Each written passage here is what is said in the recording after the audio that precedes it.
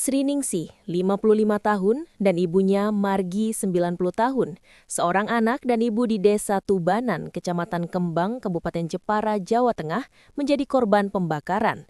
Keduanya dibakar Wardoyo, 64 tahun, mantan suami dari Sriningsih. Keduanya dibakar saat sedang tidur pada Jumat 3 bulan 4 2026 dini hari. Korban disebut menderita luka bakar serius hingga 90% setelah diduga menjadi korban aksi pembakaran saat sedang tertidur di rumahnya. Meski sudah tidak tinggal bersama, pelaku diduga nekat melakukan aksi kekerasan tersebut dengan cara yang sangat berbahaya. Kasat Reskrim Polres Jepara, AKP M. Faisal Wildan Umarela, mengungkapkan bahwa kejadian terjadi sekitar pukul 1.45 WIB. Saat itu, pelaku masuk rumah korban dengan membawa bahan bakar minyak. Pelaku kemudian menuju kamar tempat korban tidur bersama ibunya. Tanpa diketahui, bahan bakar jenis Pertalite disiramkan ke tubuh korban yang sedang terlelap. Aksi brutal tersebut berlanjut ketika pelaku menyulutkan api untuk membakar kedua korban. Pelaku menyulutkan api menggunakan kayu yang dibungkus kain sehingga menyebabkan kedua korban terbakar, terangnya. Setelah api membesar, korban Sriningsih terbangun dan berteriak meminta pertolongan.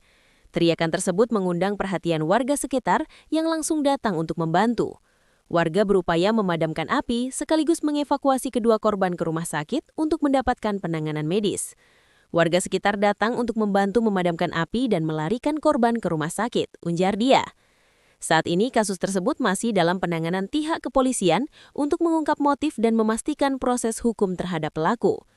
Kasus tersebut dalam penanganan Satreskrim Polres Jepara. Kasat Reskrim Polres Jepara, M. Faisal Wildan Umarela, mengungkapkan kasus pembakaran tersebut dipicu motif cemburu. Kata dia, aksi pembakaran tersebut dipicu perasaan cemburu oleh pelaku Wardoyo kepada mantan istrinya Sriningsih. Sebelum kejadian, pelaku mendengar kabar bahwa mantan istrinya bakal menikah lagi dengan orang lain. Kabar tersebut lantas menyulutkan kemarahan pelaku tidak terima mantan istrinya menikah lagi.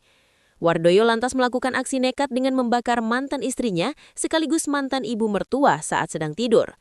Pelaku berhasil ditangkap oleh warga, kemudian diserahkan ke pihak kepolisian. Warga membawa pelaku ke Puskesmas Bangsri karena pada saat evakuasi korban, pelaku muntah-muntah, terangnya Sabtu 4 bulan 4 2026.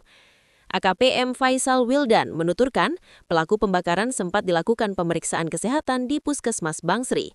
Selanjutnya digelandang ke Mapolres Jepara setelah dinyatakan sehat.